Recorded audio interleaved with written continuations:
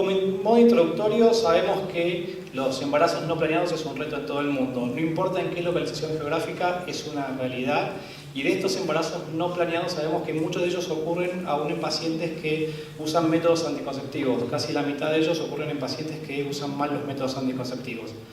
Sabemos también que disponemos de buenas armas terapéuticas en cuanto a eficacia, y si ahí vemos el uso perfecto de un anticonceptivo, nos genera bastante seguridad, pero cuando vemos el uso típico, donde la usuaria tiene que actuar, vemos que estas eficacias se reducen. Por eso todo lo que es desarrollo de tecnologías que ayuden a la mujer a disponer de métodos más confiables o más simples de usar van a redundar en un mejor cuidado anticonceptivo. El doctor va a hablar específicamente de la anticoncepción reversible de acción prolongada, por lo tanto yo solamente voy a hablar ahora de implantes subdérmicos para que los vayamos conociendo. Así que voy a pasar las características principales de la anticoncepción reversible de acción prolongada. Es que tiene una alta eficacia, una alta adherencia, una rápida reversibilidad, tiene buena tolerancia y tiene un uso perfecto porque no depende de la acción del usuario. Una vez que están colocados los dispositivos, estos van a actuar. ¿A quiénes se indican este tipo de anticoncepción? Hay distintas circunstancias, como las nulíparas, que desean posponer el embarazo, espaciadoras entre embarazos, paridad cumplida, contraindicación al uso de estrógenos, imposibilidad de colocar un DIU, razones personales. ¿Qué disponibilidad hay de implantes? En Argentina, como les dije, no tenemos experiencia. En el mundo los primeros implantes fueron los del Norplant, que eran 5 varillas, como ustedes ven ahí, que se colocaban, que se registró, se usó mucho y que tuvo muchas dificultades en las extracciones, y eso le dio cierto grado de impopularidad y descrédito a un buen método anticonceptivo.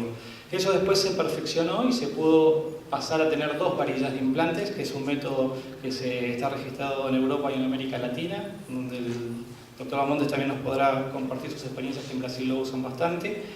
Y en los últimos 10 años se introdujo el implante de varilla única, que es el Implanon, que fue lanzado en el año 98, que hay un amplio uso de este tipo de implantes.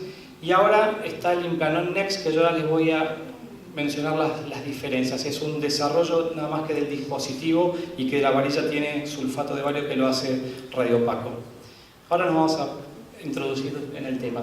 Entonces, las ventajas de los implantes de progesterona son que ejercen una anticoncepción de largo plazo, tiene una alta eficacia anticonceptiva y es reversible, usan menos dosis de progesterona que las píldoras y los inyectables, mantienen una estabilidad de los niveles de progesterona, disminuye la pérdida total de sangre en comparación con la menstruación normal, a pesar que tiene una alta impredecibilidad de los patrones de sangrado, como vamos a ver en breve, y que por supuesto no tienen estrógenos. Los puntos importantes a recordar es que requiere personal capacitado para la inserción y para el retiro. Necesitamos un mínimo grado de entrenamiento, pero recuerden que colocar un DIU también requiere un grado de entrenamiento. Entonces, por ahí tenemos que vencer nosotros, que no tenemos cultura de esto, de vencer el preconcepto, pero realmente es simple usar un implante. Ahora lo vamos a ver. Requiere una cirugía menor para inserción y retiro. Como mencioné, tiene una alta prevalencia de cambios en el patrón de sangrado menstrual durante su uso, y eso es un punto muy importante a que ustedes charlen con sus pacientes. Es muy importante la consejería al respecto para no tener mayores tasas de discontinuación por esta razón. Y es un método de alto costo si se descontinúa antes del tiempo previsto, por supuesto. ¿Cómo es el implante en sí? Es una pequeña varilla de 4 centímetros de largo por 2 milímetros de diámetro, que está hecha de un plástico, un copolímero de etinilbenilacetato, que contiene la droga activa, que es el etonorgestrel, y en los que vamos a tener en Argentina va a estar con sulfato de bario. ¿Por qué hago esta mención? Porque si llegan a recibir pacientes que se han colocado el implante viejo, no es radiopaco. Entonces, si reciben pacientes de América Latina para una extracción y ustedes no pueden identificar el implante, es importante que sepan qué tipo de implante tenía puesto, si el de vieja generación o el de nueva generación. Ahora lo vamos a ver eso. Su mecanismo de acción es a través de la inhibición de la ovulación y el aumento de la viscosidad del moco cervical. Libera una tasa continua de 60-70 microgramos en los primeros 2 años para bajar a 30 microgramos en el último año de uso. Estos niveles de tonorgestrel son indetectables una vez que uno retira la varilla a la semana y hay un rápido retorno a la fertilidad con un mayor del 90% de las pacientes ovulando a las 3 semanas. O sea que es un método altamente eficaz y altamente reversible. Una de las dudas que a veces se presentan con los métodos de progestágeno es si los niveles de estradiol son lo suficientes para sostener la masa ósea. Y acá vemos este trabajo de Berwitsen donde miden los niveles de estradiol durante el tratamiento comparando el implante contra los dióxidos de cobre y no ve diferencias estadísticamente significativas entre los dos métodos y que a pesar de inhibir la ovulación se sostienen los niveles de estrógeno como en la fase folicular temprana, o sea, proviendo una cantidad de estrógeno suficiente. Y también hay trabajos de densidad mineral ósea, también uno hecho por Berwitsen, que muestra que los niveles séricos de estradiol permanecen por encima del umbral, y en un estudio comparativo de implante versus DIU no hormonal, la densidad mineral ósea permaneció sin cambios en más de 2 años, sin diferencia detectable entre los dos grupos, y en otro trabajo hecho por el Dr. Bamondes, donde comparó el implante de tonorgestrel versus el implante de levonorgestrel, ambos grupos mostraron una disminución de la densidad mineral ósea en el cúbito, pero ningún cambio en el radio. Y esta disminución se mantuvo dentro de un desvío estándar sin tener significancia clínica en estas usuarias. ¿Cuáles son las ventajas adicionales del implante? Como les mencioné, su alta eficacia anticonceptiva. En los trials realizados no hay registros de embarazos con este método. Sí, en su uso, en las experiencias iniciales hubo dificultades en la colocación, donde pacientes, los médicos no percibieron que se les caía la varilla y no se lo colocaron. Entonces, si ustedes leen la literatura van a ver embarazos reportados al respecto, o algunos casos de embarazos en pacientes con interacciones medicamentosas, que como mencionó la doctora Catavián recién. Ventajas adicionales del implante, por supuesto, lo que es dismenorrea. Las usuarias de implante mostraron un 77% de la reducción de dismenorrea. Sabemos que los anticonceptivos hormonales nos ayudan mucho en este punto y es uno de los usos secundarios que le damos a los distintos anticonceptivos. También que puede ser usado en lactancia, donde pequeñas cantidades de tonorgestrel son excretadas en la leche materna y se han hecho estudios comparativos entre dispositivos intrauterinos e implantes, donde no se detectó efectos sobre la calidad o cantidad de la leche y no hay diferencias de crecimiento y desarrollo de los niños entre el implante y el DIU. Si el doctor Bamondes quiere compartir un excelente trabajo que me contó hace un ratito, es interesante para que ustedes sepan.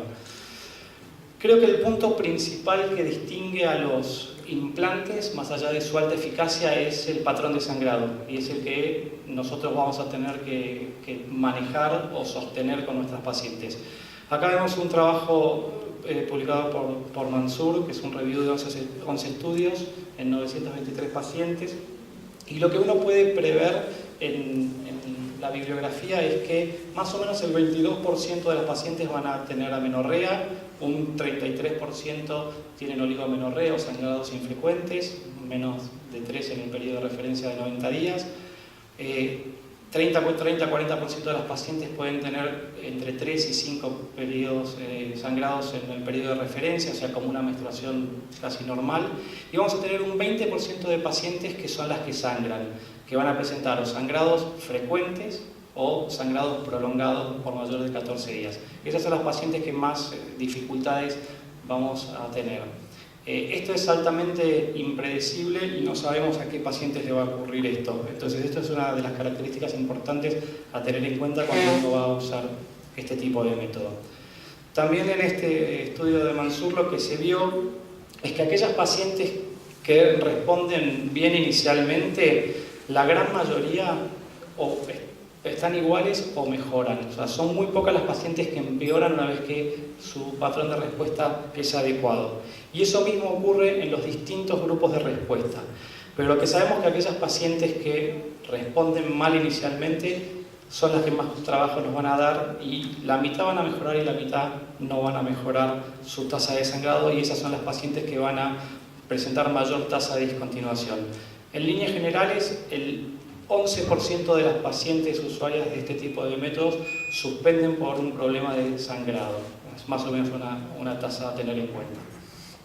Entonces, cerrando lo que es patrón menstrual, sabemos que el patrón menstrual va a cambiar en muchas mujeres, eso es una realidad, y que este patrón de sangrado durante los primeros 3 meses es bastante predictivo de lo que sigue. Los incrementos en días de sangrado ocurren en muy pocas pacientes. ¿Qué quiere decir esto? Que si la paciente respondió bien, son muy pocas las que van a empeorar. Las pacientes que respondieron mal, algunas van a mejorar. ¿Ok? Pero en líneas generales, casi el 75% de las pacientes van a tener sangrados iguales o menores a las menstruaciones normales que tienen aquellas mujeres. Pero el gran tema, como yo les dije previamente, es la impredecibilidad de cómo se va a comportar esta señora. ¿Qué opciones hay para tratar estos sangrados? Una asesoría adecuada creo que es la primera cosa que uno debe hacer. Creo que nosotros tenemos bastante manejo con el SIU del Levonorgestrel, y lo que hace uno es aconsejarlas y saber que van a cambiar los patrones de sangrado. Lo que no podemos hacer es poner estos métodos y no explicar porque las pacientes se van a asustar. O sea que el primer consejo es la asesoría adecuada. Pero ¿qué opciones tenemos ante pacientes que se presentan con sangrado? Hay distintas alternativas publicadas, como el uso de anticonceptivos orales cíclicos, la noretisterona, los progestágenos continuos, los antiinflamatorios no esteroides, las tetraciclinas, que actúan a través inhibiendo la metaloproteinasa, reforzando la fragilidad de los vasos capilares, y el ácido tranexámico. De lo que más se utiliza son los anticonceptivos cíclicos, y también las tetraciclinas se está usando bastante. Los efectos adversos son los relacionados a los métodos hormonales con progestágenos: cefalea, aumento de peso, hay un 12% de las usuarias que experimentan aumento de peso, acné, mastalgia, labilidad emocional, dolor abdominal. Las contraindicaciones son la enfermedad tromboembólica venosa-activa, la sospecha de neoplasia relacionada a hormonas sexuales, enfermedad hepática severa, sangrado vaginal no diagnosticado o hipersensibilidad a las sustancias activas. Específicamente cómo es el implante, que es lo que ustedes van a empezar a conocer. Ustedes ven en la izquierda lo que se llama implante de primera generación.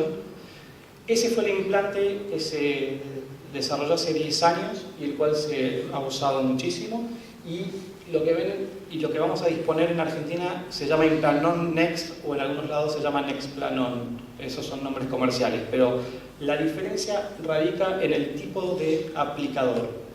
El aplicador que vamos a disponer nosotros es buenísimo y es mucho más práctico de usar. Yo tuve la posibilidad de, no en muchos casos, pero sí usar el implante viejo, y era un poquito más dificultoso. Y ahora vamos a ver cómo es esto.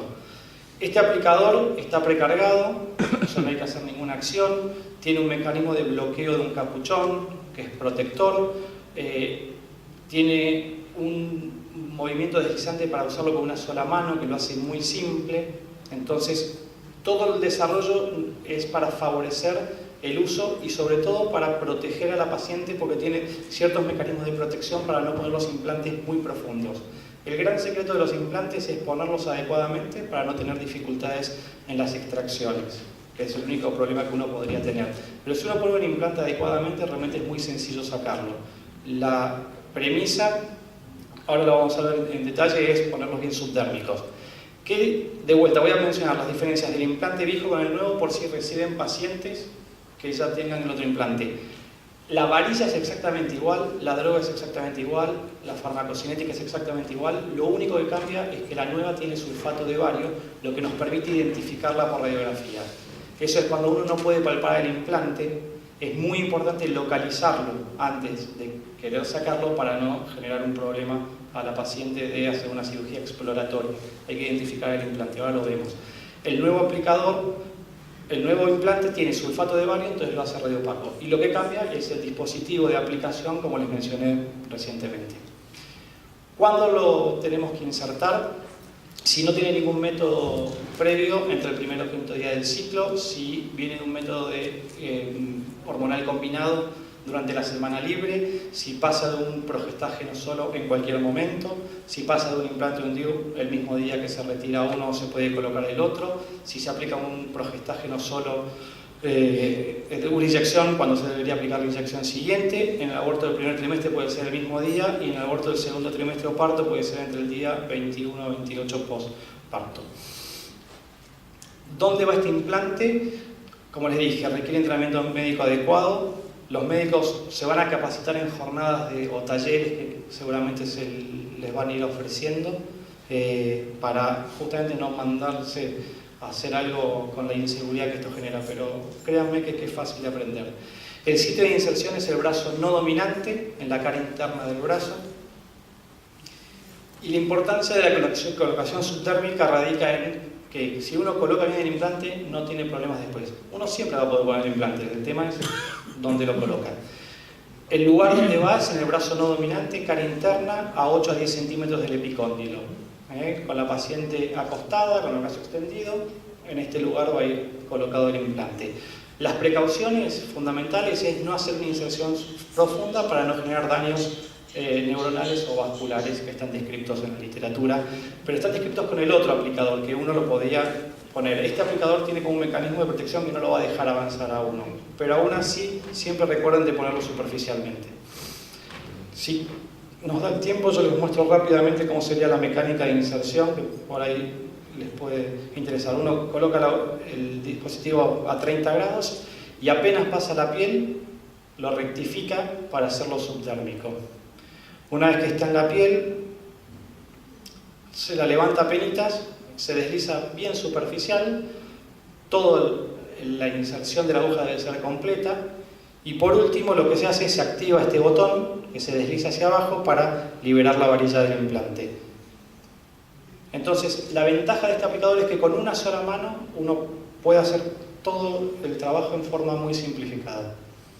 Acá está la varilla, lo que hace es retrae la aguja, la mete acá adentro, una vez que deslizamos esto hacia atrás,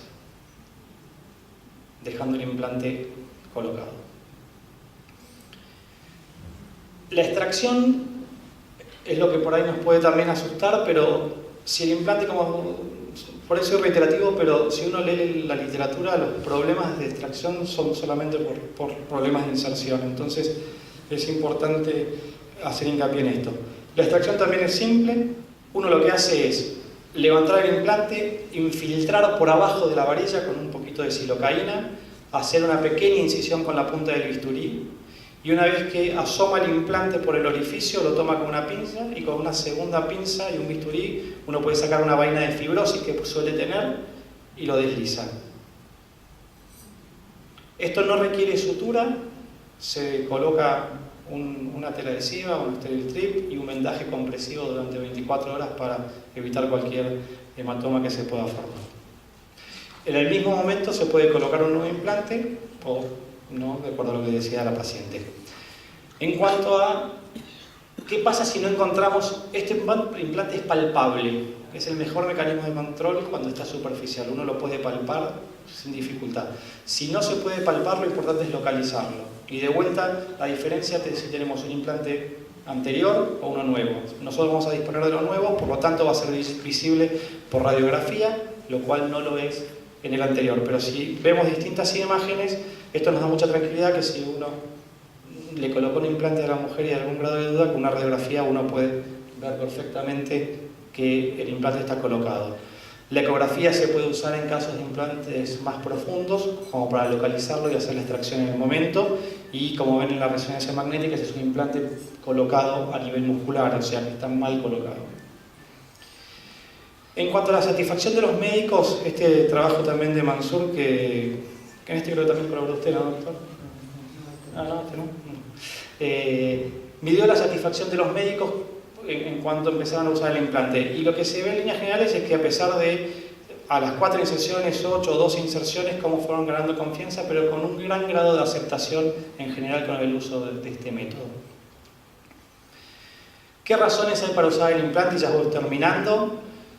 Pobre cumplimiento de los métodos previos, poca adherencia de las pacientes, efectos adversos relacionados con el estrógeno, contraindicaciones al DIU, contraindicaciones a los anticonceptivos orales combinados, o por motivaciones de las pacientes porque el método les resulta atractivo, y esa es una de las principales indicaciones, cansadas del uso de un método diario, no tener que pensar en ocuparse, o la alternativa a la esterilización, que en algunos países es muy utilizada. En cuanto a la continuidad, los métodos anticonceptivos reversibles de larga duración tienen la característica que tienen una alta tasa de continuidad, y ahí vemos que tanto el implante como los IUI, última diapositiva.